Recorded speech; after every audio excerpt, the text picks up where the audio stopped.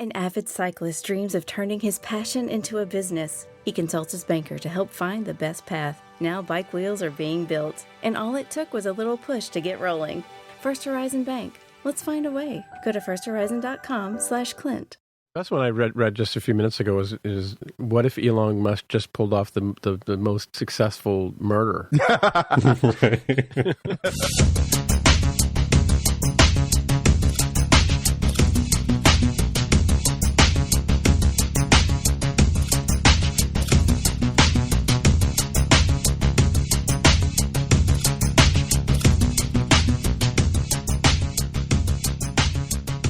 Welcome to this podcast. This is episode 23. My name is Tim Mitra. I am sitting in Toronto, Ontario, and I'm joined once again by Jaime Lopez Jr. in Seattle, Washington. How's it going? And Jonathan Kuline over there in Mississauga, Ontario. What's up? All right. So we'll start off the show as we usually do with some fact check. So Jonathan, can you give us some fact check on our last episode? Absolutely. Fact check. So 1948, last episode, we were talking about Birthright, the new series, a new movie that's coming from Robert Kirkman, the co-creator of The Walking Dead. We talked about the recent show about a missing boy that returns, and the similar premise to Birthright is called The Family. Apparently it was canceled after one season, so we remembered there was a show, but apparently it's no longer a show. No, there's another one too. It's called Beyond or something like that. It's just coming up for season 2, actually. I get the feeling it's a pretty strong premise that just goes around in circles. Yeah. It's kind of like, the kid disappears. And wasn't, like I mentioned last week, but you didn't confirm, but The Flight of the Navigator, wasn't that the one where the kid disappears in a spaceship and comes back? And I gotta admit, I don't think I've ever seen Flight of the Navigator. Really? I could have sworn I watched that with you. Yeah, no, that was a little after my time. That was sort of mid-'80s somewhere there, but yeah. All right, okay. 2008, Gail Ann Hurd, the former producer of The Walking Dead and Fear the Walking Dead, is producing the series Falling Water. Right, okay, so she wasn't sweeping the floors. No, it was in fact not the janitorial staff from The Walking Dead that was responsible for the new show. Right, okay. Well, this one's mine, actually. So 50-59, we talked about Jeffrey's Tubes, you mentioned it. And it turned out, I do remember, and I was going to say it during the show, but I couldn't remember the actual who Jeffries was. But, when I was doing the research on it, I found that on the Discovery, they referred to it as a service crawlway, but as opposed to Jeffries Tube. And that was in the episode Context is King, apparently. I hadn't gone back and double checked that, but that's where apparently the reference was made. But it's in reference to Matt Jeffries, who was the art director or designer of the original Starship Enterprise. And so that's why they kind of tongue firmly planted in cheek named these things Jeffries Tubes, which is where they used to go and do a lot of, plot exposition things in the original series and stuff like that. And of course, they carried them on through other series as well. That's a nice little homage. Mm-hmm. And our last fact check, 1853, we were debating whether it was Trisha Bigger or Trisha Biggers. It's Trisha Bigger, no S. She was the costume designer of the 3 Star Wars prequels, episode 1, 2, and 3. So she is responsible for the big Amidala dresses and everything. Yeah. Cool. All right. So what's next? Well, let's dive into some news. Big week, lots of things happening. So biggest news of the week so far, in my opinion, is we got news this week that the creators of the TV show Game of Thrones, not to be mistaken with the books Game of Thrones, are now lined up to create a new Star Wars trilogy. For those keeping score at home, that is the second Star Wars trilogy we've had announced in the last couple of months. Rian Johnson is already going to be working on a separate Star Wars trilogy, so including Solo still to come and episode 9. We now have at least 8 confirmed Star Wars movies in production. That's a lot. Aren't you doing a Star Wars trilogy too? Yeah, actually, I think if you go to Disneyland parks, you get a coupon and then you get to make a new Star Wars trilogy. I think is pretty cool. I think that's how Elvis got his start too, right? Yeah. You got to fill in the gaps. It's like, how did Salacious Crumb end up, where he was, and it's the right-hand person of Jabba the Hutt? That's true. Plot holes right there. It's like, that doesn't make sense. You got to explain the backstory. The Sice Noodles and the Rebo Band movie is not going to make itself. Somebody's got to get to that. So it's interesting news. So a couple of things that spin out of that. One is we had word today that the series, this is Benioff and Weiss, were the guys created the TV show of Game of Thrones. They were going to be working on a new series for HBO called Confederate, which rankled a lot of people when it was announced, because apparently it was set in the alt future where the South wins the Civil War and slavery is still acceptable, and a lot of people thought that was in questionable taste. But it's okay to have Nazis take over in North America. Yeah, so apparently that one is not going to happen now. There was a story, I think, today from Hollywood Reporter that said that that series is on indefinite postponement now that they've agreed to do this new trilogy. So for all the people who were offended by that one, and I don't think it was hard to look very hard to find people, then that doesn't sound like that's happening. But also, I mean, I think we can agree that over the last decade plus, Game of Thrones is one of the most groundbreaking and influential pieces of pop culture that's come along. So having those two guys throwing their weight behind Star Wars is pretty awesome, pretty neat. Mm-hmm. Indeed.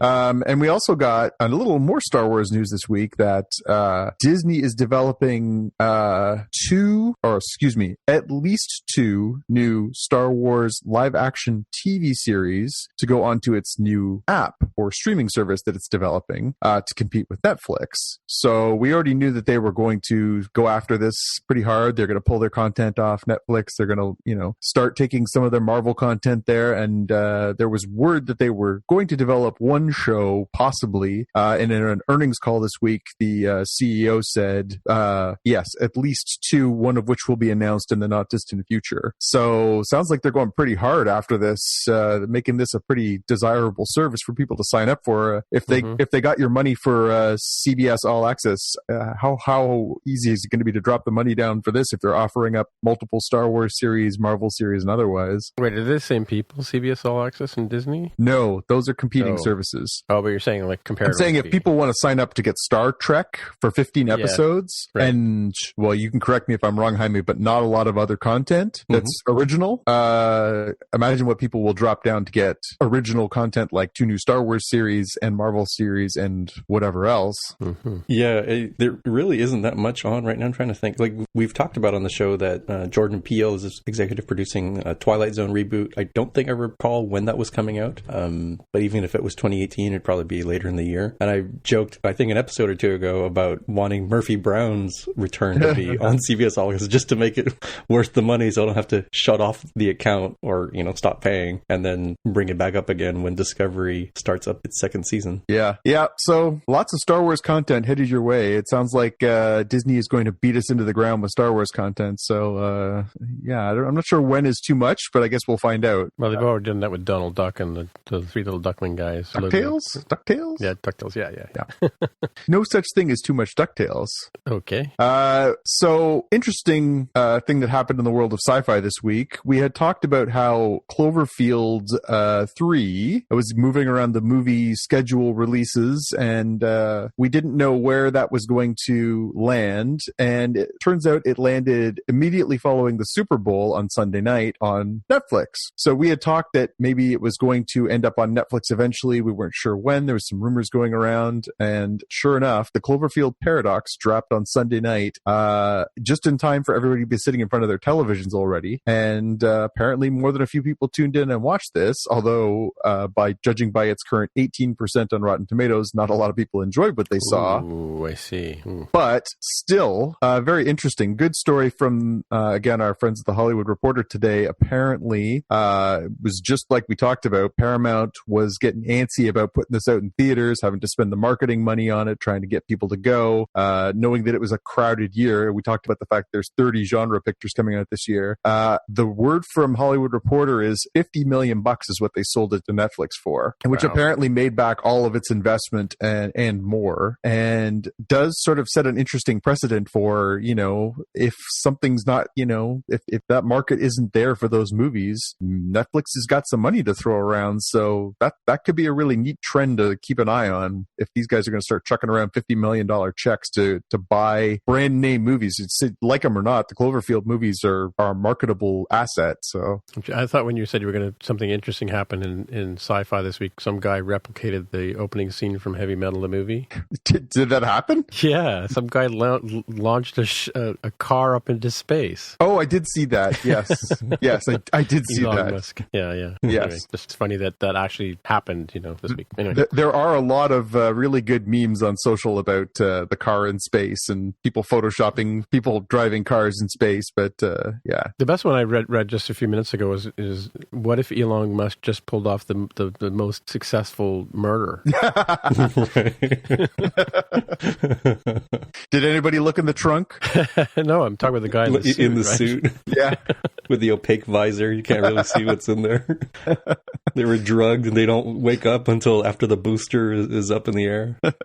I sense an excellent episode of Black Mirror coming. Right. Mm-hmm. Let's see what else we got this week. Oh, so remember a few episodes ago when we talked about how Chris Carter couldn't imagine doing another X-Files series without Gillian Anderson? Mm-hmm. Well, it turns out he can imagine doing an X-Files series without Gillian Anderson. He went on the record this week and said, well, maybe I'm not done yet. Maybe I have more to say, and it would be different without Gillian, but maybe I'll think about it. So hold on to your socks. We might get the first, which one is she, Scully or Mulder? I don't know. Scully.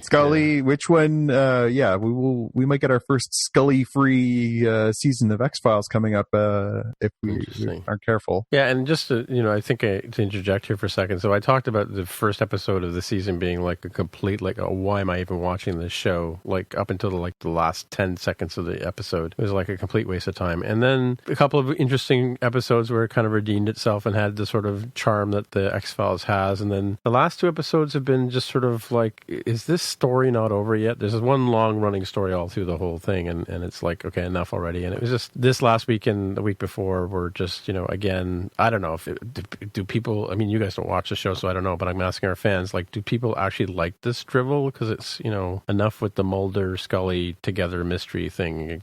They'll know what I'm talking about. But let me know if you think. Ask Spockcast. Hashtag Ask Spockcast. Tim wants to know. Because I don't know. I'm finding it it's tiring. Let's put it that way. Well, you might get more whether you like it or not. It's a question of whether you'll watch it. It's becoming, like I said before, it's becoming easier and easier to drop shows because if they're not pulling the weight around, right? Yeah. Well, eventually the nostalgia wave has to end, right? There's only so many X-Files and Roseannes and Murphy Browns you can bring back before people say, why did they bring this back? Well, and you know what's weird about it is the opening titles is the exact same titles from 1994, like same music, same, like they look like they're 12 in the images that they show. It's like I don't get it. Like it's a reboot, right? Yeah, I'm curious so many in the title because you brought up the Roseanne thing. I mean, I'm kind of curious how the timeline works for Roseanne, which sounds crazy, but if people remember, spoilers, if I remember correctly, the final season of Roseanne was revealed to be Roseanne's writing about this like fantasy version of what happened to her family after a certain point. I forget how many seasons they went through. Was that what it was? I thought they won the lottery or something like that. They were all rich all of a sudden. I think that was, if I remember correctly, I think that was part of the fiction? Of the fiction. Or it might have been the point at which the timeline breaks from being reality Roseanne to being fantasy Roseanne. Right. Huh. And I could have sworn that John Goodman's character dies in the fictional reality. Like, it's like, he cheats on her or something, and she explains, like it was like he left me, what's the word I'm looking for? Like he was a traitor because he left me, but and actually he left me because he died of a heart attack or something. Like I'm curious how they roll that all back. Yeah, I don't know. It was never my cup of tea. I wonder how much appetite there is for the return of this. Although by all accounts, people are talking about it. So just weird. Okay, let's move on. All right. So Amazon, the people who are going to be bringing us more Lord of the Rings, have apparently lined up to develop more Conan content, and I don't mean Conan O'Brien. I mean Conan, I was going to say Conan the Barbarian. The word leads more of him. Yeah. Yeah. Well, if they get the casting right, they could do both. It's true.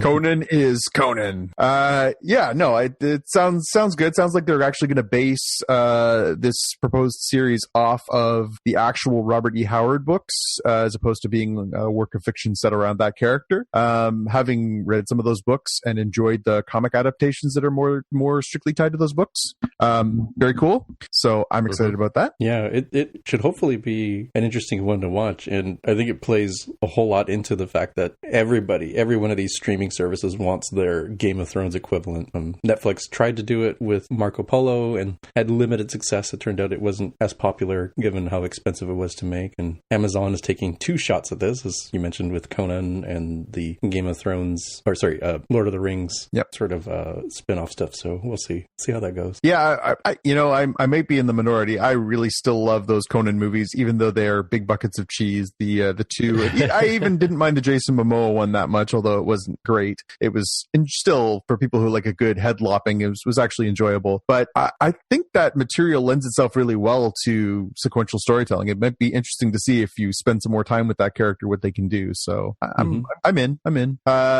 Quick one. So Cowboy Ninja Viking, which is a comic book from Image Comics, which I've enjoyed over the years, has apparently got a director. They're going to make a film version of this. Michelle McLaren is going to work on that. And Chris Pratt is going to be the star. That's been out there for a while that he was going to star in this. So the premise of it is really interesting. It's basically about, it's supposed to come out next summer. The idea is that people with multiple personality disorder, patients with multiple personality disorders, are recruited to be spies. And so he will be playing the aforementioned Cowboy Ninja Viking. Those are his three different personalities. And there are other agents with other personalities also in the similar vein. So it's a really weird comic. It's really well done. I've enjoyed it. So yeah, looking forward to seeing how that turns out. And again, nice to see a female director getting a break. So there you go. Cool. Legion, one of my favorite shows, probably my runner-up for new show of the year last year, is coming back to FX. They have announced that it is coming back in April. And sure as I say that, I've forgotten the date. So let me look it up here. Oh, it's coming out April 3rd, Tuesday, April 3rd, 10 p.m. on FX. So looking forward to that. That show is super trippy and really, really well done by the same creator who did Fargo, which has also gotten some good accolades. So yeah, like that one. We had some fun this week. Natalie Portman was the host of Saturday Night Live on Saturday. She reprised her rap from the last time she was on the show. Natalie Portman raps. Was very funny the first time. It was very funny the second time. Part of her rap was her dressed up like Queen Amidala, pointing a pistol at someone, basically swearing at them and threatening to cap them if they made a crack about the prequel movies. It was very, very entertaining. We'll put a link in the show notes. If you haven't seen that, do check that out. That's pretty hilarious. And Tim, you had some Star Trek news? Yeah, just a quick one here. Somebody had written a post on the Mary Sue blog had said that Star Trek Discovery has lost three of the best things about it, and it can be argued that they are and they aren't. But I mean, the one of them is losing Wilson Cruz and the Stamets Cruz or Stamets Culber relationship, which we talked about on the show previously, and also the whole Ash Tyler PSD kind of like, they kept sending him on these missions and he kept breaking down in the middle of the missions because of this PSD thing, which was his reaction to being Volk, I guess, inside this Star Trek person body. And the other one is losing Lorca, who was in some ways a refreshing approach on the captain of a Star Trek ship, if you will, right? Because he was a different kind of guy, right? So, interesting blog post, which we could talk about or not. Let's not. Yeah. All right. I can dive into this. So this is the part of the show where we talk about the Star Trek Discovery episode that just went by, and so these are a huge spoiler warning for you if you haven't seen this. This is, again, why are you listening to this podcast if you haven't seen the episode? But hey, come on, we'll explain to you what happened in this last one, in the last episode 14, the last one before the season finale for the first season, the War Without the War Within. So it starts off with them and back on they've just been transported, Burnham and the Emperor, onto the ship, and of course Saru's there to meet them, and she talks about the fact that they dined on entrails, and now you ask for Saru to favor them, and he has her transported off to quarters and confines her. They're supposed to throwing her into the brig right away, and he says to Burnham that you lied, and you said there were no other Kelpians around, and why'd you bring her back? And of course Burnham says, I couldn't watch her die again, and of course then there's the sort of no one could have done what you did, which I guess is the whole premise of this show kind of thing. He explains that the L'Rell did the surgery on Volk to separate him out, and maybe you could go over there and help him, heal. And her response to that is, "Sorry, I can't." Which, and unless she says, "Is this an order?" And he says, "No, it's not." And she says, "Well, I can't," and she walks away. Even though now he's apparently Tyler. And again, we can talk about this during our exposition of this or exploration of this, but I don't get how this guy kills somebody in the fact that Tyler or somebody looking like Tyler killed Culber, and yet he's allowed to wander around and have lunch in the mess hall and all that kind of stuff, right? Yeah, it was very sort of forgiving, and they gave him like a little Apple Watch that would prevent him from, I don't know, I guess accessing certain areas without being escorted and everything. Oh, is that what it was? I must have missed that. Yeah, they put like a little like Apple Watch armband on him, and I guess they preloaded it with the Strava app so they'd know exactly where he was at all times on the ship. Yeah, yeah, cool. Yeah, and basically has no Klingon aggression. And to answer Jonathan's questions, it was very nice of them to do that, to say that he's got no more Klingon muscular stamina, which I guess is what he had before, and so he's now human. And they're kind of wondering about like how this is going, and one of them says, "I suppose we can ask him how it's going, right?" And so they of course go talk to him about it, and he said it's like watching somebody else's life, having these two people inside of you, and he explains that the Mokai call it Choha, which is the what they call their species reassignment procedure, and of course he was the first one of them to actually go through it. And Volk, he submitted to the torture himself. He was one of the torturers on Takuma's ship, but so he volunteered to go ahead and do that, and they describe L'Rell and Volk as the only true believers who believe that their actions would bring followers back to Takuma's house. And he basically says, "I would have done anything to undo what I did." Then it turns out that they find out that the Federation, and this is where they explain that Volk was responsible for the crime. So he's apparently gone now, so all is forgiven. I'm not sure how that kind of justice works, but they mentioned that the Federation is approaching. They're about to be boarded, and then Admiral Katrina Cornwall and Sarek and a bunch of phaser wielding strong guys land on the ship and point phasers at Saru and demand to be told where Lokai was, and Mr. Saru and then of course Sarek does a mind melt with Saru and determines that he is not in fact hiding where Lorca is, and in fact that Lorca, it was revealed through the mind meld that Captain Lorca is dead. That was all before the titles of the show, so that was just the roll up to the titles. Anyway, I just thought it was funny that it took that long to get there. No, it seems pretty good. Yeah, I think the only thing I would add there is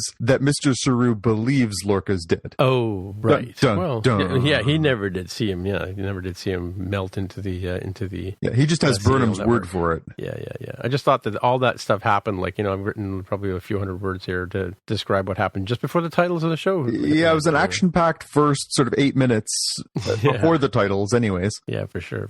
And then they talk about the captain. I didn't catch this until I watched it again. I have to say after track, but I didn't realize that she actually phasered his fortune cookies off the table. I don't know if you caught that, but Admiral Cornwall is not very happy. She talks about the Mallorca she knew, and I think we talked about this before last week. I think last week on the show, the week before, that the Lorca she knew was the Lorca that she had last spent her time with. Nudge, nudge, wink, wink. And of course now, and Sarek's observation is it was not obvious that he could be from another universe because they just didn't know that was an option at that point in time, right? Yeah. So yeah. Then they talk about the what the Klingons are doing. They're basically they're attacking Federation outposts and Federation properties just willy-nilly, like not in any kind of coordinated way. They're doing suicide missions. There's no logic to what they're doing. Instead of having to fight one Klingon army, they're having to fight 24 different styles of armies. So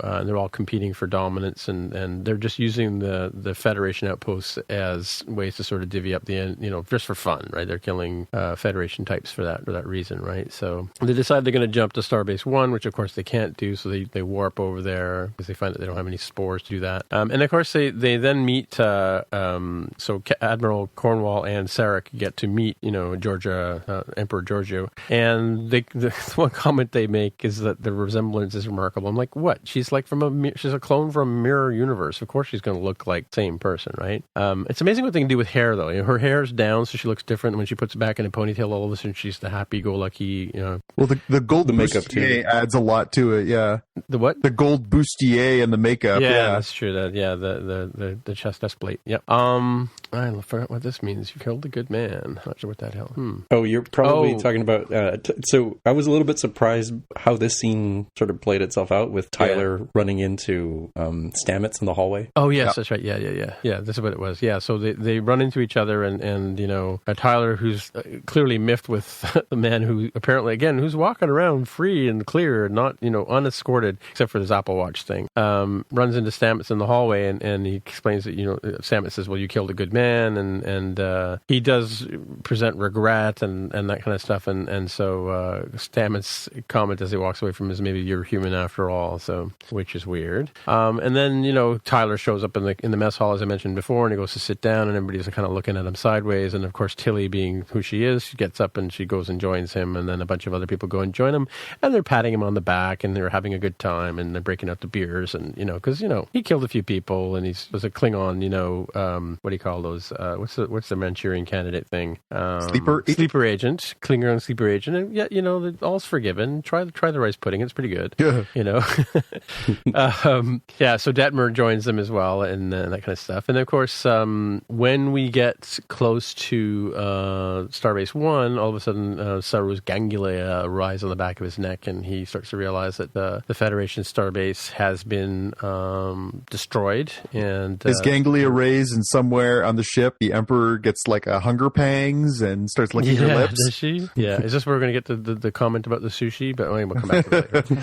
Hashtag Sarushi. Sarushi. Yeah. So and they mentioned that 80,000 souls were killed. So we don't know if they were human or whatever, but I guess there were 80,000 entities of sentient beings were destroyed in the destruction of Starbase 1. The Admiral goes to talk to L'Rell and starts talking about what they're doing. And this part, maybe you guys can jump in here because I barely remember this part. Takuma was wrong. Humans do. Oh, this is L'Rell's comments. I guess that humans do have courage. And then she explains that the families are carving up the Federation, and they're trying to slaughtering innocent people, and she tries to appeal to L'Rell to help, I guess, in any way she can. What they're how to deal with these Klingons, and the way if I could step in here because you asked for a little bit of fill in on here. So the way I'd interpret it was Cornwall sort of trying to explain a couple different angles. One is what do you all even want? Like, what is there some sort of way this war can end? Is there an achievable goal that you could reach that doesn't involve completely eradicating us from the universe? And two, even if you don't sort of fully agree with the way that we live our lifestyle, and you may not even agree with whether you believe that we are not trying to assimilate you and make you lose your culture, you can at least recognize that this is absolutely not what Takuma wanted, right? He wanted the houses to unify, not to be this less powerful but still dangerous faction-based system. Right, and L'Rell's final words to her is you have to conquer us, or because we'll never stop, we'll never relent, is what she says, right? Look at this last part. I can't remember this next part either. Your regret weakens you. I don't remember where that comment comes from. Let's see. Klingons are that was the Emperor, right? Right. Oh yeah, saying that to them. Yeah, right. And then she explains that from her perspective, the Klingons are like cancer cells. You have same thing, but from a different perspective. You must destroy the source, and they decide that they must go. They must go to Kronos to basically attack them from within, I guess. So that's where the war within comes from, I suppose. So they decide that they're going to go and jump into Kronos, which is a series of caverns and volcanic caverns. They're going to try and get the Discovery to bounce inside of Kronos and then map the terrain so they can decide where to destroy things. But before they do that, they need to get some spores, and so they whip off to the Veda system to basically go and terraform and create some spores, right? Meanwhile, Emperor Giorgio speaks to Sarek. She offers, what if I could show you how to bring them to their knees, which is, I think we sort of surmise that may be one of the angles that they have for bringing the Emperor back to the Prime universe, is that she's got these kick-ass skills, not pun intended, intended, I guess. That she can, she obviously has a different way of fighting. That perhaps the Federation is too, diplomatic and too, to sort of really sort of pull out the stops and kick these guys when they're down, kind of thing, as you need to do in a lot of movies. I'm told by another co-host on another podcast. And they decide that we're at war, right? Blah, blah, blah. Oh yeah, this and this is what Sarek says to Burnham is that where he says goodbye to her because he's leaving, and he says we just have to realize that this could be the last time we see each other. And then his advice to her about how she feels about Tyler is don't regret having actually loved somebody, right? So I guess it's his way of sort of saying if you need to go talk to him, kind of thing. Thanks, Dad. Yeah, I mean, so here, these back-to-back scenes, I think they're back-to-back, or they're at least very closely spaced. These Sarek scenes are pretty good because you have the mother and father scene between Emperor Jojo and Sarek, and then you have the father and daughter scene. Father knows best. Where he says straight up, there's a sad irony in that, Klingons destroyed your life and you fell in love with a Klingon. Right. Which I think is pretty unique. I'm not sure that we've seen that sort of pathway twist itself through a Star Trek character before. Right.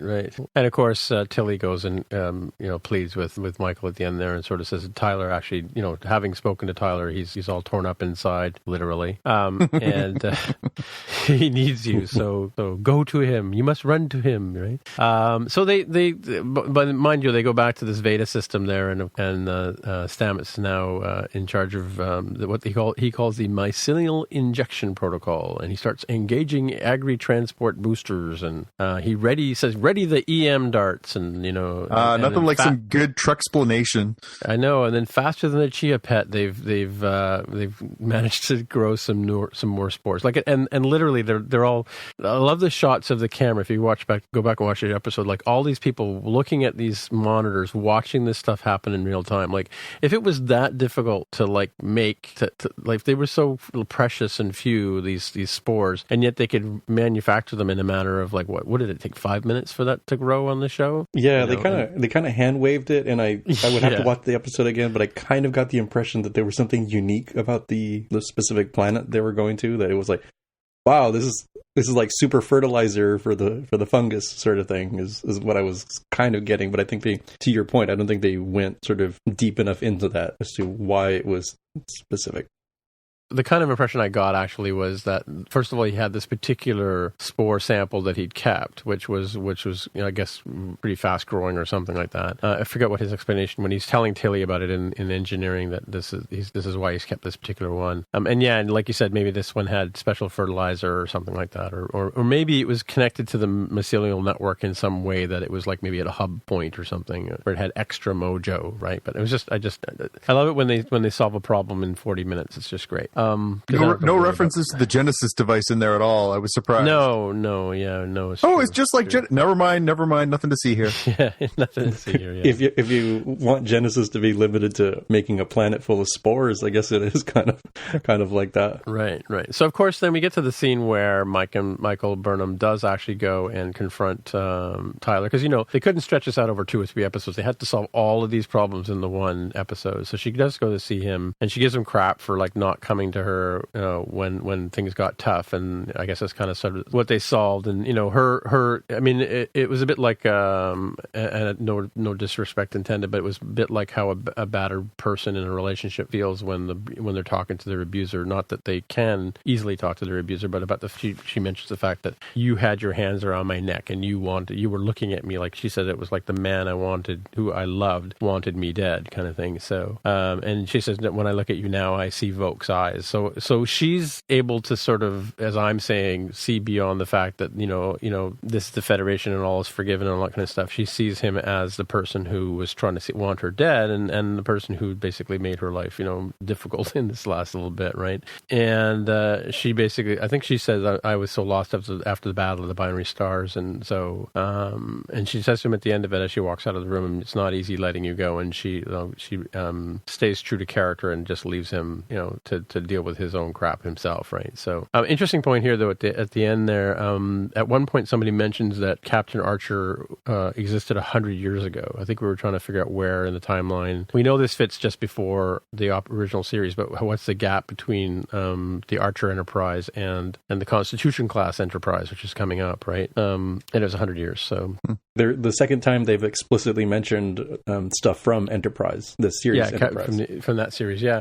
And then, of course, I think we saw this coming, and why would they bring Emperor Giorgio back? We talked about this, I believe, last episode, where she's got these kick-ass, martial arts skills, and she knows how to take down a Klingon or two, and she can serve up a whip, some nice sushi platters with Kelpian appetizers and that kind of stuff. And so, of course, she's going to, pull her hair back and get dressed up like, take off the gold breastplate and pretend to be Captain Georgiou and walk onto the bridge and just says, "Oh, look what we found hiding in the back here. It's Captain Georgiou," and she's going to take over the ship. And I guess it's a ruse for the crew, right? Because maybe the crew doesn't know that she's there. I'm trying to remember back to the very beginning where when they come on board, they basically threaten the transporter operator, saying it'll be treason if you talk about this. It's classified. Right. So they keep her under wraps, and then when they bring her back to the bridge, they say she's been undercover this whole time. She wasn't really dead.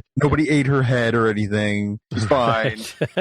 Right. And earlier in the episode, when they were having the conference room talk about how things are going in the war and everything, they said, we got to keep this mirror universe under wraps, because otherwise this war has been so terrible that people will just start clamoring to try to find their ways to get into it, right? And lose hope. They say, hey, look, if your spouse, your child, whoever, dies, but you think, oh, there's still a chance that we could recover them from an alternate universe, people will start doing that instead of focusing on moving on and hopefully winning this war. Yeah, and we know they can't go to Kronos and blow it up, because that doesn't happen for another 50 years or something like that, right? In the undiscovered country. But well, we do know that we don't know how the war between the Klingons and the Federation ends, right? Yeah. So could come to a head next week in an interesting way. Yeah, but because there is that whole established thing in the original series about the neutral zone. They keep talking about the neutral zone as this swath of space that runs through between Federation space and Klingon space, and even Romulan space, I suppose, right? Mm-hmm. Because it's just this sort of area that like a World War I no man's land kind of thing, right? By the way, I did watch Wonder Woman the other day. Yay! Yay! So there's only 2 more guys that need to see it. Yeah. So and interesting that they're going to use Giorgio to do this, but I mean, are they going to wrap this up in 40 minutes? I don't think so. I mean, mind you, I was wrong about the last prediction where they got out of the mirror universe. You just love to jump on top of that soapbox and make proclamations. Well, that's what you asked me to do a couple of weeks ago. Well, I mean, I wonder how they get out of this, and I wonder, Burnham clearly made a poor judgment in bringing the Emperor back. You think? Well, yeah, I mean... Oh, okay. I think it's the same kind of, impulsive action that she took when she killed Takuma, because Giorgio was killed. The original Giorgio was killed. Yeah, and in the same poor decision-making that she made, in the first place when she tried to commit mutiny, she is not great at the decision-making, as we see. Or the decision to have a relationship with Tyler? Well, I mean, in that case, I guess we can absolve her. She didn't know she was getting into bed with a sleeper agent. She just thought it was, new guy in town. But something says that she's going to have to come to that hard decision about, who the Emperor is versus who the captain is and what their relationship is in the next 43 minutes or whatever. Because I don't know how you carry that over. Do you think they carry over the Emperor storyline into season 2? Depends on how much they paid her, I guess.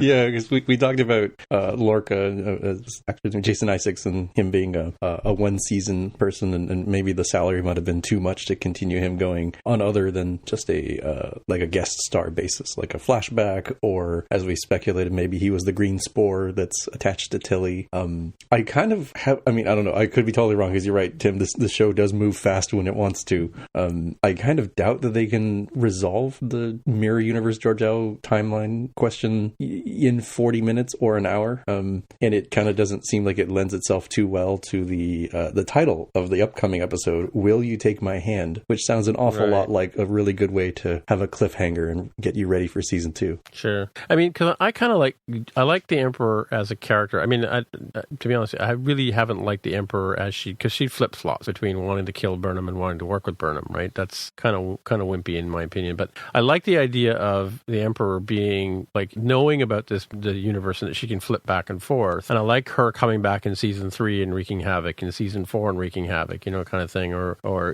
maybe they have to go back to the mirror universe for some other reason and then you run into her. I think that they could have exploited that character a lot more in the mirror universe kind of thing. Like I was saying, I think 3 or 4 episodes ago when we first found out about her. And they've kind of wasted it by bringing her to this universe, right? Because I mean, they can use her as a sort of stand-in to Michelle Yeoh, because she, the remarkable resemblance to the actor Michelle Yeoh, by the way. Yes.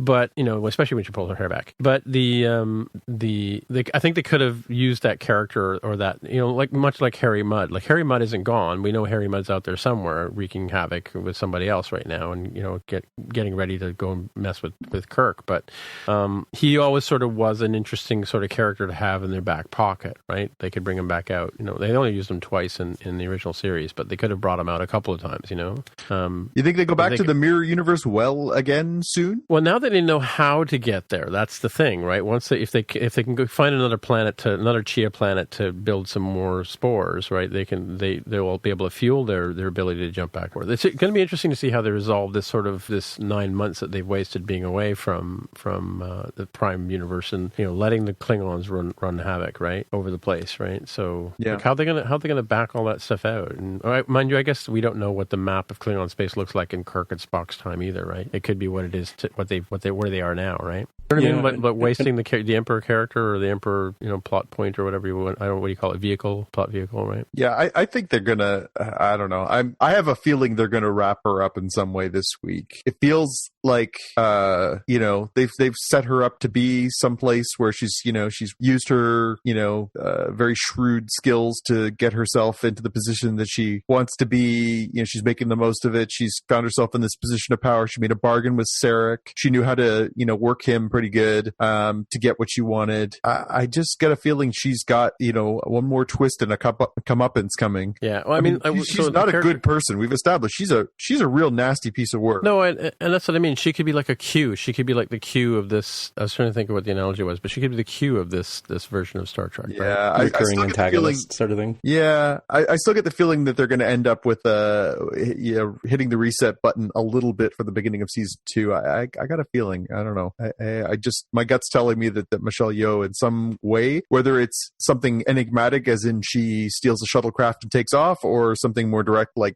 she gets a bat left in the back of the head, although she'd be able to kick people out of the way and deflect that. So I just have this feeling that she's not going to make it out of the end of the season. Can we talk about the kick for a minute? I love the kick because I went back and watched the kick because you guys mentioned it, and I realized I didn't see the kicking of the blade out of the air or the kick when Lorca has her kicks her leg backwards and kicks him in the back of the head. Yeah, no, I thought it looked to me like a Muppet leg coming up and hitting him. I went back and watched it a couple of times, and I slowed the video down to watch it, but it kind of looked like a prop leg. Did you think it was her actual leg doing that? Don't spoil this for us. I mean, you do raise a good point because they were very close I will point together. out that she actually could do the stunt in her younger years, right? You can see it now you're throwing film. shade at 55-year-old Michelle Yeoh. But now I'm like, well, okay, like I've seen like Jackie Chan slow down a bit. He doesn't do the crazy stunts like he once did. I'm like, all right, it's reasonable that maybe she didn't, but maybe she's just still really good in shape because it's more of a flexibility thing than it is like my bones can survive being thrown off a train sort of thing, like in Jackie Chan's example. Right. So is the kick? I've not seen her do this in other movies, but does the kick come forward and hit the guy behind? Or no, she throws her leg backwards behind herself and flips it up. She's so flexible at the hip that she can actually swing her leg almost all the way backwards and kick somebody in the back of the head while standing straight upwards. What? Yeah, it's pretty awesome. Please don't take this away from me. I need this. Okay. Don't go watch the episode again. Okay, bring in Ms. Yo's puppet leg. Okay, action, puppet leg.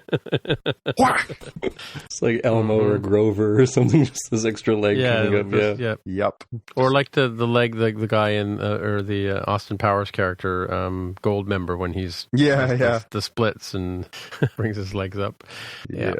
As he pivots on his member. So what are our bold predictions for the final episode? We got one episode left. They're headed for Kronos. They've got a belly full of spores. Yeah. They're going to go inside the planet. They're going to map the surface of the planet from inside the planet, and then they're going to what were they going to do after that again? Then they were going to target all the defenses. The 24 houses, I guess, or whatever, their headquarters or whatever. Well, they said they were going to try and cripple their defenses so that everybody would retreat, right? Right, I guess. It wasn't like they were going to bomb the nursery schools or anything. They were going to blow up military. So Jaime, did they have a next time on Star Trek thing for you, like a little preview there at all? Mm-hmm. Yeah, I saw a little bit of that. I even saw it this week. I looked it up on the internet. Oh, the part where Burnham goes over to talk to Saru and the Emperor says, "I didn't give you permission to leave your station." That one? Oh, okay, all right. Yeah, I don't know. I mean, where's Admiral Cornwall during this whole thing as well? Is she still on the ship? Or? Well, no, she shows up as a hologram at one point in the little teaser for next week. So, does she? Okay, so clearly she's off the mission. So it's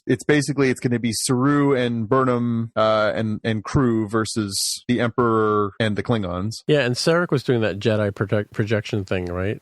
When he was talking to the Emperor, because he was gone, he'd left already, right? Yeah. So you see, it's true. Luke could project himself across. No, different star thing. Sorry, I got confused. Yeah, I don't know. I wonder if they leave us on a cliffhanger, or if they wrap up in a bow. I mean, they didn't. Oh, no, it's got to have a cliffhanger. They didn't formally announce a season 2 until months later. So, oh, really? Yeah. So, I mean, they might have been in for it to sort of let's wrap it up and leave some things open ended, or it might be let's get it over with. Yeah, I guess it depends on where the decision was made to do season 2 versus when they wrapped production for the current season. They might have written it in such a way that, all right, well, if we get a season 2, we'll write it this way, we'll film this scene, and if not, we'll film this other scene so that they could have done two endings. Or you think they didn't produce them though until they? Well, that's what I'm wondering, because it's not as if they've produced them all and had them in a can just waiting to debut. I mean, there's a little bit of overlap between starting and episodes still filming. I think at least that's pretty typical for a show like this. So I wouldn't be surprised if they were like halfway through this filming the season and producing it before they said, all right, we've got the go ahead for season 2, so let's go ahead and use the option A instead of option B. So can I ask a question? Go for it. Here's my question. Okay, so I know how the Next Generation ends, and I know how Voyager ends, but I don't remember. And I know the Enterprise just ended because they cut the show. But how did Deep Space Nine end? Well, Jaime, you or me? What do you want to? How do you wrap it? Yeah, maybe you should try see if you can summarize it better than I can. So, Deep Space Nine ends with Sisko basically accepts that he's one of the prophets. The elders, yeah. And basically joins them inside the wormhole, and it, if I'm not mistaken, collapses at that point, doesn't it, Jaime? I don't recall if the wormhole was closed at that point. It might have been. I'd have to rewatch that episode. Yeah, again, it's been a while, but I seem to recall. Let's see if I can find it here. Where does the wormhole go? Like from Deep Space Nine to where? The Delta Quadrant. No, not the Delta Quadrant. The Gamma Quadrant. Gamma Quadrant, right, where the Dominion live. Yeah. So they wrap up the war with the Dominion. Right. Constable Odo, the shapeshifter, ends up back with his people. The other shapeshifters, the founders. Instead of in a bucket. Okay, all right. Mm-hmm. And there's some other things, but like the major thing is the Sisko story and the end of the Dominion War. So here's the quick recap for you here. So let's see. It's the end of the Dominion War. The alliance of Starfleet, Klingons, Romulans, and the rebel Cardassians, not the Kardashians, the Cardassians, launch a final attack against the Dominion on Cardassia Prime. And Gul Dukat goes and he merges with the Pa Wraiths on Bajor, and then he's going to go and take a run at Sisko. Sisko ends up basically accepting his fate that he's a prophet, and he ends up having a showdown with Dukat. So Dukat and the Pa Wraiths die, and Sisko ends up basically staying behind and joining them in the Celestial Temple. God, this whole thing sounds ridiculous now when you start talking about it. It doesn't recap very well. It really doesn't. I'm thinking now, like, I remember this being good, but God, it sounds terrible when you start going through this. So what happened to the tailor? Garrick? I think he helps rebuild Cardassia because it's like an utterly broken society at that point due to the Dominion. Oh, because the Dominion destroy it? Okay. Mm-hmm. Yep. And he was exiled from a Cardassia, so it's... Oh, he's Cardassian, right? Okay, yeah, right. Mm-hmm. Yep. Yeah, the Guldukat was such a good character. I liked him too. So is what's his name? The guy you just mentioned. His name Garrick. Garrick. Yeah. Oh, he was such a great character. Yeah. Because he was such a nerd at first, and then and then they kind of totally underestimated him. The guy who actually played him, Andrew Robinson, actually ended up writing a series of books on what Garrick's life was like back on Cardassia Prime after the war. Oh, really? Oh, cool. I remember reading, again, nearly 20 years ago now, but enjoying. Like, he definitely felt very deep in that character. Cool. But I think hopefully none of this comes to pass and we don't end up using phrases like "pa wraiths" at the end of Discovery. But I wonder, I wonder if we're going to see some more character deaths. Do you think we're going to see anybody go to the big celestial temple in the sky this week? Well, they can't bring Landry back again. Oh, poor Landry with about, an hour's worth of screen time. I'm here from the third mirror.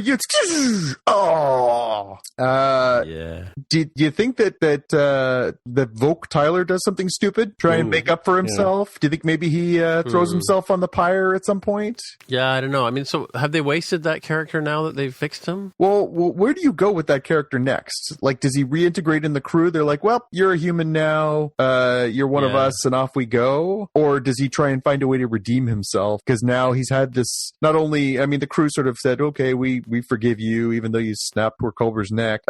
He's lost his love. He's lost Burnham, and But has he really? He doesn't fit in anymore. I don't know. Do they keep him around and have him be the, perpetual pining for Burnham? Or does it make more sense for him to say, you know what, I'm going to go out in a blaze of glory, showing that I am the good person? Yeah, I don't know. Wax on, wax off. Yeah, I'm really unclear what they're going to do with that character. And it's possible he could play a part in, their whole scheme here ostensibly is that they're going to try to cripple or at least severely damage the home world, Kronos, so that the Klingons have no choice but to return home to defend themselves and be less concerned about conquest. And we know, given that they wouldn't be breaking the timeline, that stuff like Praxis won't be, destroyed until much later, until the Star Trek Undiscovered Country time. Oh, that was and we also know that Kronos. Sorry? That was Praxis, the moon that got destroyed, not it was like a mining colony or something, I think. Right. Oh. It was an energy producing center, I think is what they say. Right. Okay. And I would guess that the kind of technique or move that Georgiou would have used in her universe would have been something like, let's destroy the whole planet. So maybe she has a plan that goes sort of in that direction, but to maybe Tyler somehow gets involved where he's like, all right, I'll be the one to go out in a blaze of glory, and he struggles with it and doesn't completely stop, I don't know, the big bomb or whatever it is. So it's not as effective as destroying the planet or making it unlivable, but it's still half effective, kind of like his whole half Klingon, half human sort of thing. And it damages the planet without actually destroying it to make sure that everything sort of stays in line with where we know the timeline is going. Yeah. Wait a minute. Georgiou steals Discovery and takes it back to the mirror universe. No. I'm not going to write it off, but so in order to do that, she needs Stamets. So that means she's at least kidnapped him. Right. What about Laurel? She's just right now she's just wasting space in a brig, right? Yeah. You think something's got to go wrong? They're going to need her to Well, she needs to come and explain or talk to them or whatever. Yeah, she's got to come into this last episode somehow. Yeah. She's got to be a useful thing. Maybe she's the one who sacrifices herself. No, they need her around. I think I mean, I don't know much about Mary Chieffo, but I think it's such a good. They've invested a lot in that particular actor and that character, right? To toss it out the window, right? Yeah, I mean, you could say the same thing about Lorca, right? Yeah, but Jason Isaacs is a different point from the point of like we've talked about practicality in terms of salary and stuff like that, right? So I can't imagine that Lorca or sort of that Jason Isaac and Michelle Yeoh come cheap, right? They're big movie stars, right? Mm-hmm. So they get the movie star salaries, Yeah, I guess. I don't know. I wonder. I mean, you could make the same argument for why, I mean, again, the actress, was it Rika Sharma who played Landry, got killed twice in one season. So yeah, well, you could pretty much, you can kill off minor characters just as easily as the ones who are getting paid a lot, because you can always hire ones that are less known actors. Everybody's expendable. But I mean, in terms of investment in the show, we've got Tilly. They're not going to get rid of Tilly because she's the like best central thing on the show. Yeah, and they're not going to get rid of Shanika Martin Green because she's the vehicle for the story, right? Yeah. They're probably not going to get rid of Saru. Yeah. They kind of need Detmer around. The one with the augmented human, I'm not sure about her. That's in Daft Punk? Yeah, I don't. No. The other one. She actually had a few lines in this show. The redhead who has the cybernetic eye. No, that's Detmer. Oh, okay. No, the other one. The one she's all blue. She's like she looks more yeah. like a robot sort of thing. Yeah. Yeah, so she must have had a mirror on the other Enterprise. I didn't really see, or I mean the other in the Emperor's ship or whatever, or the other Discovery. No, she was on the Shenzhou. Right. Yeah. Yeah. I don't know. Yeah, I think if they're going to bring Detmer back, not just representing Toronto, but if we could give her a couple more lines next season, that'd be nice. Yeah. You're like, so she gets some face time, but she has a personality that maybe we'll learn about. I don't know. It's almost the opposite of the problem. Well, not the problem, but the plot conveniences we saw with the Orville, right? The Orville was like, here's the episode for this person. Here's the episode for this person. Here's the episode for this person. This one, you're like, I've watched you for 15 episodes and I could still barely remember your name because they've said so little about you. Right. Yeah. Well, Detmer had so many lines in the last episode because she was the number one on the other ship, right? Yeah. On the Emperor's ship. But, yeah. Somebody's going to need a promotion because, well, I guess Saru got promoted and then demoted again, but they have lost a few body parts along the way. Well, too. but he's really the captain still. I mean, like, there's this whole ruse of Michelle Yeoh sitting in the captain's chair. She's not really the captain, right? Well, isn't she? Rank-wise, I assume she's still captain and he's still first officer. If she could say things like she said in the trailer for next week about, get back in your seat because I said so, it sounds pretty captain-like. Yeah, I suppose. You didn't know. Well, we'll have to wait and see. Either way, I'm looking forward to it. This was a bit of a exposition-heavy episode. I mean, we probably didn't need a breather after last week's rather amazing jam-packed episode. Yeah. So, here we are doing plot exposition 101. Like you said, 8 minutes of like nonstop and then just like 40 minutes of exposition and setup. But it's all set up. All the pieces are in play on the board. Cool. I'm curious to see if they can deliver a knock your socks off finale. Cool. Well, we've got 10 minutes left. So we should power through our picks, I think, right? Mm-hmm. Yeah. Sure. Yeah. Okay. And we'll talk about the Red Cup movie next week. All right. So, well, my pick was fairly simple. And it's unfortunately by the time this hits the streets, it'll be over. But this week they had a Flashback Film Festival curated by Richard Krause, I believe his name is, right? Some really cool movies: A View to a Kill, Back to the Future, Drunken Master, Dune, Gremlins, Hot Fuzz, Monty Python and the Holy Grail, Raising Arizona, Shaun of the Dead, Terminator 2, Judgment Day in 3D. Oh, I didn't notice it was in 3D. The Big Lebowski. Wait a minute, was Judgment 2, Terminator 2, was that in 3D originally? No, they remade that last year. They put that out. Okay. And then The Big Lebowski, Iron Giant, Terminator, The Terminator, and World's End, and War Games. So the reason I've got the Monty Python and the Holy Grail highlighted here is because I did actually go see that on Monday night. Oh, yeah? Yeah. Well, I had to, my iPhone went into the Apple Store for repairs, and I had to kill, I was planning on going because it's around the corner from there. I was playing at Yonge and Dundas, right? So I planned on going to see that movie. So it was interesting. I hadn't seen it. The story behind that movie was it was one of the first movies they made, and I believe it was either done in 35 millimeter or it was a low budget, so they didn't have the budget to do like 70 millimeter or whatever. But it was interesting to see it on the big screen because there were so many scenes where the film was underexposed or out of focus, and they still kept the shots. Oh yeah, for like large portions of that movie. So it was because I think it was Terry Gilliam and Terry Jones' first actual movie. Yep. And they said they would never not that they would never work again, but they would never work with another director on the same movie again, and they didn't. But yeah, it was a really fun thing. Of course, I think I have like Jonathan has Star Wars memorized. I have Monty Python and the Holy Grail memorized. So it's kind of interesting to see it go through. And some of the people in the audience were laughing at ridiculously at some parts. So I wonder if they were laughing because they remembered when they were kids, rapping about this stuff, or was was this actually the first time they'd seen him. So it's really, I mean, it's always good to see these movies in the theater. Of course, Shaun of the Dead is playing right now while we're recording. So otherwise, I would have been seeing Shaun of the Dead again for the third time in the theater. But yeah, well, that was my pick. Was the film festival. They do this every year. Next year they'll have another round of videos. And you just saw Back to the Future when they did the anniversary. Yeah. And that was really cool. They showed the whole trilogy, and that was fun. So did they show the cleaned up version of Holy Grail, or did they actually show you like a print, or what was the? Yeah, there was no artifacts in the screen, so it was obviously a cleaned up version. And I believe this is the one with the extra 20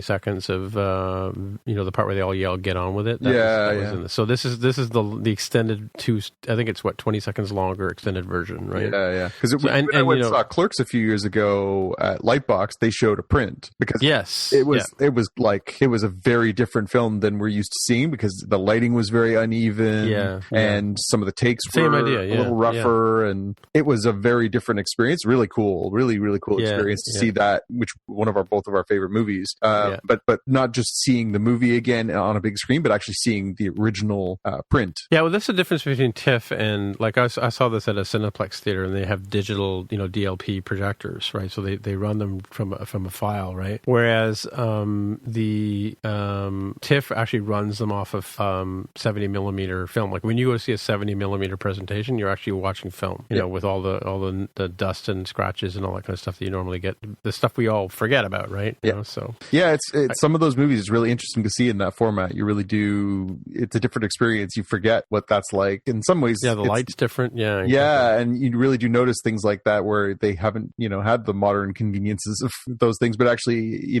some of those things actually feel more right in that way. Again, for the day they find an original print of Star Wars and show it at that theater. Right. Well, I do remember. I think I mentioned before. I saw the first showing of Bicentennial Man at downtown, which was the first digitally presented movie in Toronto. Right. That was years ago, and I remember specifically because I used to go see movies every week. I went back in those days, and I specifically remember being amazed that there was no artifacts in the shot. Right. So it was just clear the whole way through. It was pre-J.J. Abrams' sun fade for no flare. reason. Yeah. Mm-hmm. So you got a pick, John? Yeah. So I saw this the other day. So a group of guys did this rather hilarious shot-for-shot remake of Star Wars Episode 3 last summer. It came out where they did this whole thing around in their house and around their neighborhoods. A bunch of guys in their 20s, doing it's low production value. It's very silly. They're using goofy props and bad wigs and stuff like that, but it is so freaking funny. I remember watching it last summer and thinking, these guys it's just a complete goof, but it's so much fun watching these guys.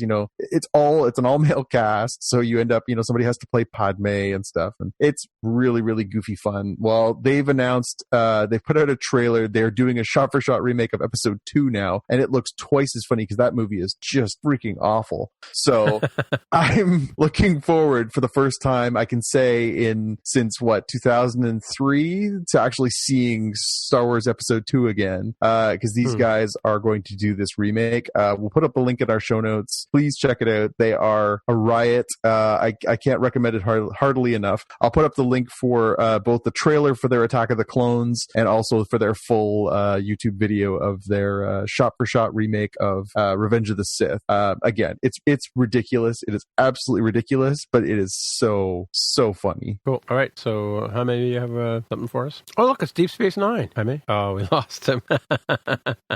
If Jaime were here. So Jaime's pick is... oh, that's funny. Just as we are going to throw to him. So I believe Jaime was going to talk about the fact that they were going to go back and do HD. Somebody's looking to sort of raise a campaign to see a high-definition version of DS9. So they put out a proof of concept video of what an HD battle scene could look like if they used the proper updated CG effects instead of the older effects. It looks really good. It does look good. Yeah, I was going to say, haven't we seen this? Oh no, I think I was talking about the updated. They updated the TOS. They updated, I believe, TNG as well. Yeah. But they haven't gone, I think, further than that. And right. So we're sort of relegated to 1990s technology on the DS9 and Voyager stuff. But yeah, there is, it's up on, it's at Adam Rakov, RACKOFF on Twitter, has got a little proof of concept, 15 seconds of what this could look like, and it looks pretty cool. So yeah, I saw this on Twitter earlier today. I wondered what it was. Maybe I saw it on his feed or something. Yeah, cool. So he's looking for some support. So we'll retweet that, and we'll see what kind of motion he can get there. Hopefully, gets more signatures than the people who tried to bring back the Inhumans. Right. And so, like, seriously, do you not think this is so weird to have this car floating around the Earth right now? I mean, like, when I didn't see the launch, but I heard everybody talking about it. I was in a meeting at the time when it was happening, and then I saw the landing of the two on Twitter. I saw the landing of the two what do you call them, booster rockets, right? Yep. Because I guess they reused those too. But like, what? He actually put a car into orbit? Well, there are advantages to being rich and eccentric. You can get away with this kind of stuff. You can become the leader of the free world if you're rich and stupid, right? Now, the trick is to bring it back to Earth and then drive it again, and then be first car in space. I mean, well, I suppose moon rover, but I mean, really, it's a Tesla. There's four. This is not the first electric car in space, because there's four of them on the there's three of them, I guess, on the moon, right? So, yep. Yeah, weird, eh? That is very weird, but cool. Again, if you can't abuse privilege by being rich and creator of a car company and a rocket company, I guess weird. It's just wrong. Anywho, well, Will, on behalf of Jaime Lopez Jr., who is he back? No, he's not. He's not back yet. Oh, no, Jaime Lopez Jr., who is at Dev with the Hair. You can find him there on Twitter. And Jonathan, where can people find you? I'm at JPK News on Twitter. All right. Oh, he's just back. No, he's almost back. He's I'm back. Sorry about that. It's all right. We just said goodbye for you. We did your pick, and so we support your support of this Twitter campaign. Yeah. the high def Deep Space Nine. Yeah. Yeah, it's from Sacrifice of Angels. So Jaime, if people want to find you on interwebs, where would they look? I'm on Twitter as at Dev with the Hair. All right, and Jonathan, if people want to find you, I am still at GPK News. All right, and as usual, I am Timitra, TIMMITRA on the Twitter machine, and that's the best way to get a hold of me. And we will see you guys in the future. Bye. Goodbye. Bye. If you want to find out more about the podcast or see the episode show notes, visit the Spockcast website at spockcast.com. You can get in touch with us on the website or follow us on Twitter at Spockcast. If you have feedback or questions, send us a tweet with the hashtag AskSpockcast. If you like the show, please consider recommending us to a friend, writing a review on iTunes, or pledging any amount at patreon.com/Spockcast. Thanks for listening, and we'll see you in the future.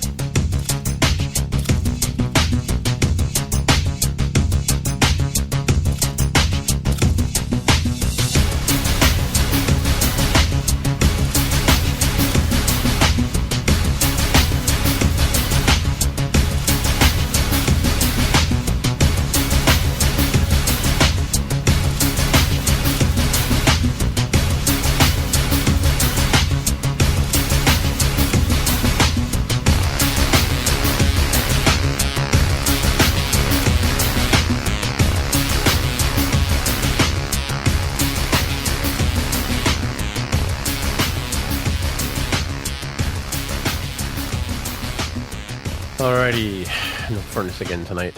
Love it. Your furnace is broken again? It's continually broken. Broken. Well, the good news is you have a fireplace. No, we don't. It's blocked up. Yes, I'm aware of your blocked up fireplace. Oh, teasing you. Sarcastic. Oh, that was sarcasm. Okay. I'm a little surprised. I assumed they'd have like the best furnace engineers or technicians, whatever you might call them, in Canada, because it would be a very common thing to need, right? You would think. Well, so here's the scam, right? Because they're not very sophisticated machines. Like it's basically like a barbecue on its side, like a gas barbecue on its side, right? And like it runs off natural gas or whatever. But and there's like a bunch of pressure, some sensor switches and stuff like that. And if the balances aren't all right, it just won't fire because it doesn't want to blow up your house, right? Basically, and whatever like that, right? Mm-hmm. So we have this furnace that's been here for like 20 years, something like that, right? And just this year, it started acting up, and so you call up the furnace guy, and so what I found was I had one guy sort of helping me over text message because he was too busy to come over, and it kind of went through a few things and tried a few things, and of course there's all kinds of information on YouTube about how to fix your furnace and what could go wrong, and don't call the guy in because these are the common symptoms, and those are pretty straightforward, and went through all of those, and it started middle of December there somewhere abouts, right? And it would run for 3 or 4 days, and then it would just stop again, and it would no rhyme or reason. But it turned out, I figured out what it is it's on an external wall of our house, and so it brings in air from outside to burn because it's a high efficiency furnace, but it burns out air brought in from outside, right? But for some reason, it will not ignite the burner if the temperature is somewhere around -5 degrees to 2 degrees centigrade, right? So their solution is, well, we'll come in and replace the pressure switch, and that's like $150 to $300 to get that replaced. And then if that doesn't work, they'll come and replace something else. And if that doesn't work, they'll come and replace like an $800 part motor, right? And they're all along as they start saying this, they keep saying to you, well, the thing to do is replace the furnace. Well, because that's where the big ticket item is, right? It's like $5,000 for a furnace, or anywhere from $3,000 to $5,000 plus installation, and then they got you on the hook for 10 years because you're then their client, right? But nobody can explain to me. And if you go on Twitter, you'll see that I've tweeted something about a month ago saying, okay, HVAC people, you're so good. Why don't you tell me what's wrong with this furnace? Because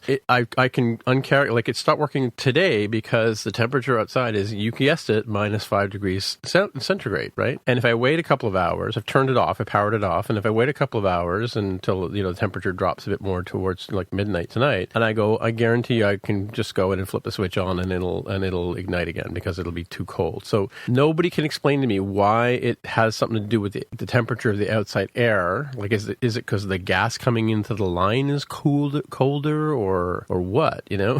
Right. It's the weirdest thing. And all they want to spend $5,000, and these guys are like sitting on their cell phone giving you looking at their phone giving you, I can get you a furnace for $5,000. No, you can't. You can get me a nice glossy brochure and come over and rub my feet while you tell me why I should buy your furnace for $5,000. Don't get me started. I think that moment is past. But it's ridiculous. Like either what's wrong with this thing, or you don't. Just stop trying. We spent $600 with our regular furnace guys. Having this replaced and that replaced, and then we'll come back and replace this last thing, and it'll be. And you know what? I'm sorry, you're going to replace the next part, and it's not going to be the problem, right? And then what? And then you have to buy the $5,000 furnace. I'm sorry, get your shit together and learn how to fix them furnace, and then come to my house, So you don't seem to understand how scams work. I do understand how scams work. There's a song by Frank Zappa called Flakes, and my favorite line in that song, this is from like 1978 maybe. My favorite line in that thing is, "I'm a moron, and this is my wife. She's frosting a cake with a paper knife." It flashed back to the old icing commercials, right? Yep. Anyway, so that's what so the furnace was working. Like last night we went out to dinner to my sister's place, and the temperature had risen again. Not to zero, but it was like -3 or whatever. And of course, the furnace stopped working after working for. Here's the best part, Jonathan. Right? You know your mother, right? Like, we cannot have the furnace on from November. It doesn't go on before November, and it goes off in April, right? And it has to be set to like just above uncomfortable, right? And her answer is by a whisker. Put on another sweat. Like when Jonathan's kids come over to the house, she turns the furnace up because they can't stand it, right? Yeah, the little one comes back with blue lips. Yeah. Well, I have blue lips. What are you talking about, right? He's lucky he's got blue lips. Anyway, so she turned the thermostat to 23 degrees Celsius, and she's like, let's heat the house up real warm, and we'll just keep it real warm. So it was like that for like 4 days. I was walking around with a t-shirt on and no socks, Well, it's a good thing your dog has a fur coat. What do you think, Jaime? How would Pollo like it if he was 5 degrees out Celsius? Oh yeah, I can imagine. Not very well. He wouldn't handle it very well because his fur is ornamental. I mean, it's it's amazing to me. And I was like, oh wait, well I guess they're desert dogs, so that kind of makes sense. But that fur does nothing. Like the beard I had in university, right?